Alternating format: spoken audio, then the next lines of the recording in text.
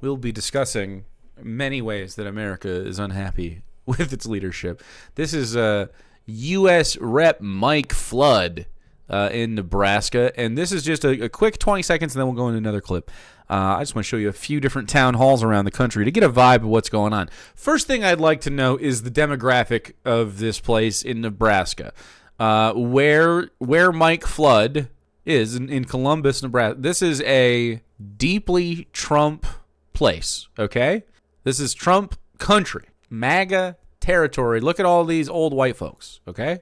This isn't nobody in chat was at this meeting, most likely. Look at all these fucking people. Okay, listen. Did you hear it? I think I suffer from whiteness.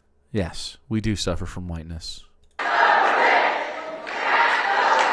Okay, let's talk about this. That is, I want you to listen one more time what they're saying, but I'll let you know what it was. Tax the rich. Tax the rich. Oh. Oh.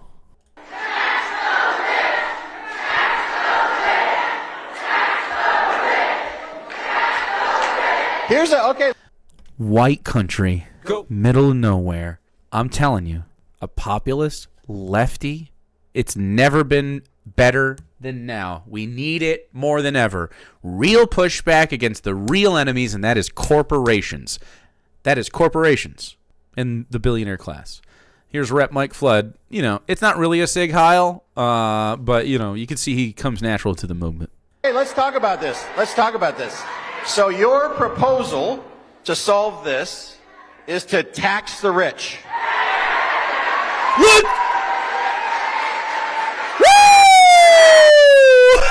Did you hear that shit? He's like, oh, now let me get you straight, okay? Are you saying you want us to stop robbing you and instead tax the rich people? So your proposal to solve this is to tax the rich. Listen. Woo! That's crazy. That's of course, right? Because it's just math. It's just how math works. You would have to have 1,000 millionaires to make up the wealth of one billionaire if they had $1 billion. 1,000 millionaires. How many of you would it take to get to 1 millionaire? That's a good question, right? If you make 50K, how long does it take to become a millionaire? Only 1,000, that's right. It's a pretty small number. Only 1,000 millionaires. Now, how many of you, just at your own salary, how long will it take you to make $1 million, right? It seems to me that we should cut taxes for every single person making like under 50K. And then for the first 50 to 100K, like 5% at best. And then above that, you could start taxing at like a higher rate or whatever. Like, we're not making enough money. Nobody is. Multiple lifetime. 50 years. Right. So 50 of you, 1 millionaire. You know what I'm saying?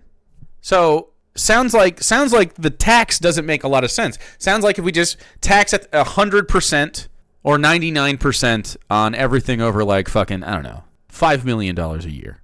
Seems reasonable, right? Make fucking 90% of fucking 4 to 5. I don't care. 99% on $5 million, right? No one's making $5 million a year except for like the elite among us. Fucking professional athletes and shit. In fact, I mean, I wouldn't mind if you took that higher, but I mean, it would bring down the cost for a lot of stuff in general. No, because you see, if I accept a pay increase, I lose food stamps. Well, yeah, I mean, we should just not charge people for produce and also raise the ceiling on that. Like, what they consider impoverished now is ridiculous. Like, it's like they haven't moved the needle on who gets benefits and ages. It's crazy. Even 100K a year isn't enough for a single person in the big cities. Oh, yeah. Not even close. Oh, we don't have to watch this again, but yeah, tax the rich. This is another one.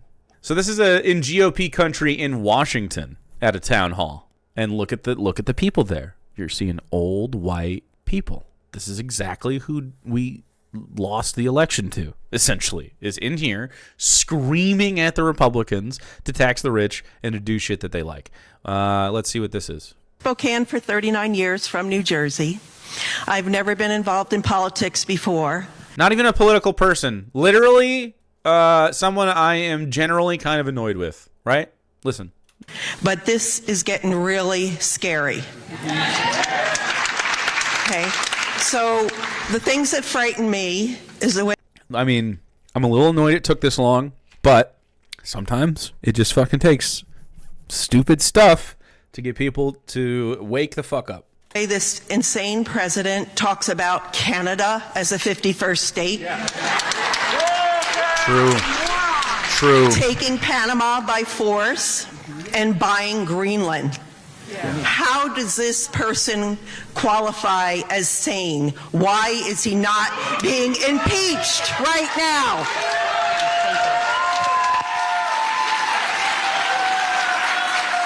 Listen to the room.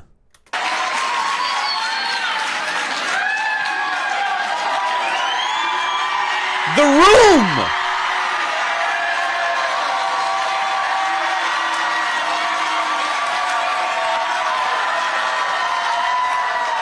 Standing ovation! Canadian flag!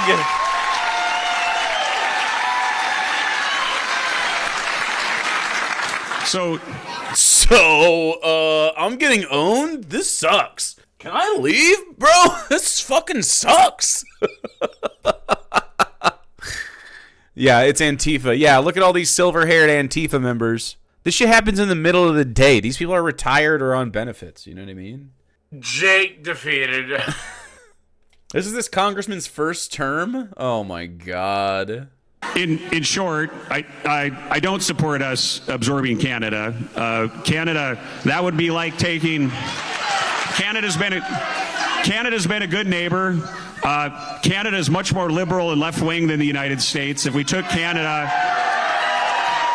taking Canada would be like taking another California. It would tilt things towards the Democrats. What's interesting is you heard most of the room cheer, pretty much the whole room, standing ovation, cheer about the fuck you, we're not taking Canada thing. And only like half the room cheering, yeah, let's make this shit more liberal. Yeah. You hear them. They're like on the left side of the room. If we took Canada, the Republicans would never have control again. So we don't want that to happen. Let's do it. On the other two, if we could get Greenland peacefully, I'm all for it. And we should have never given up Panama.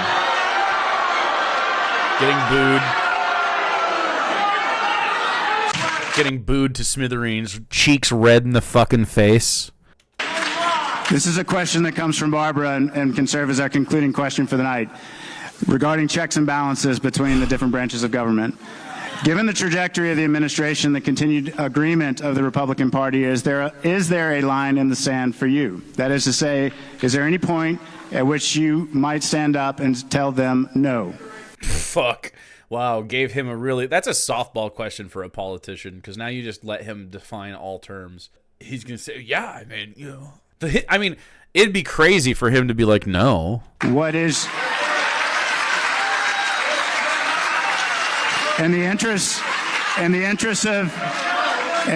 of your people in Eastern Washington, what is your line in the sand? That's a good question. Well, in general, I swore an oath to the Constitution. It's very serious to me. I swore an oath to the Constitution before I went to Iraq. I swore an oath to the Constitution becoming a member. So he's violated the Constitution. Done. You're going to go in there and be like, fuck you guys? It's already done.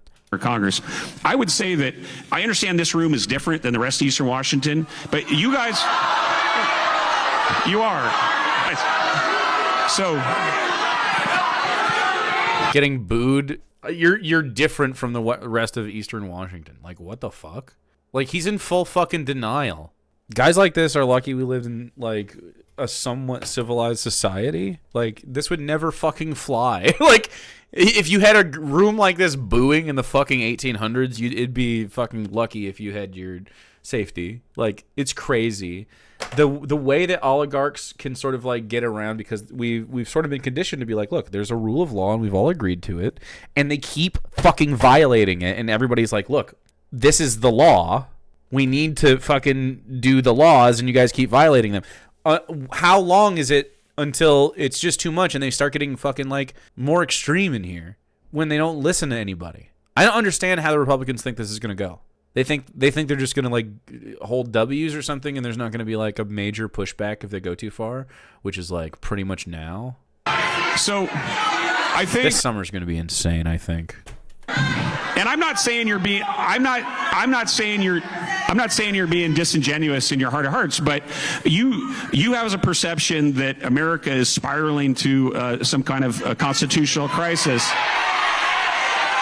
Yeah. And